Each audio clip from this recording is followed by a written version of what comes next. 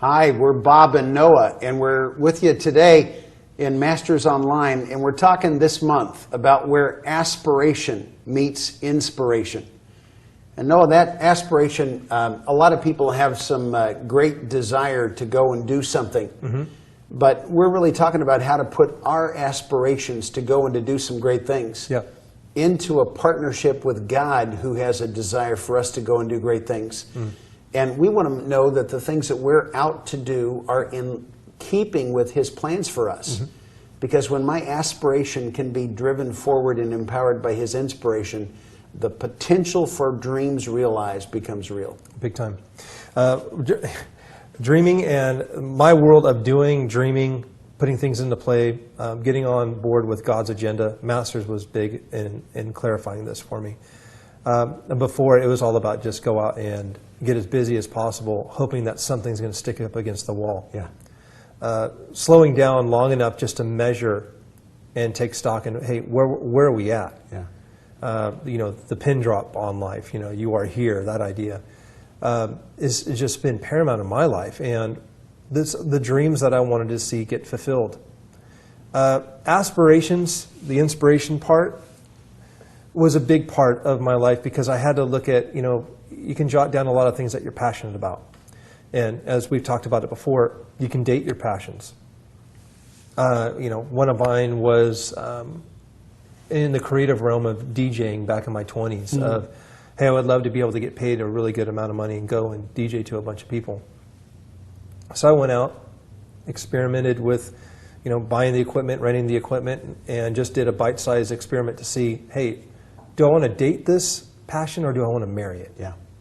And so ended up where I got this great opportunity in Las Vegas and was, you know, DJing to 3,000 people. And it was a great indicator of, wow, that was cool.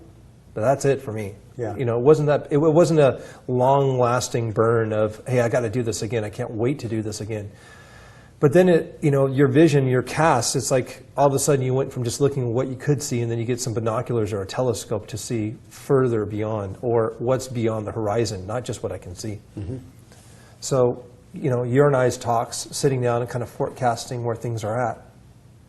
My life went from one dimension of being inspired and what the possibilities were, and then seeing that the Lord had such a big, broader scope of what was possible, so long as I was willing to slow down, stop, measure, and do this exercise.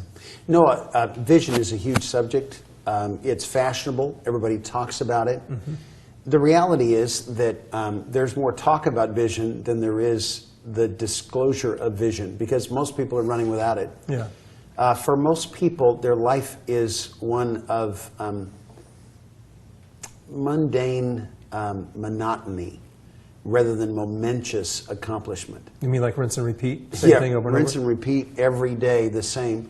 The scariest scene of any movie I've ever seen is Bill Murray in Groundhog Day, with the alarm going off every morning, knowing that it's going to be just like the day was yesterday.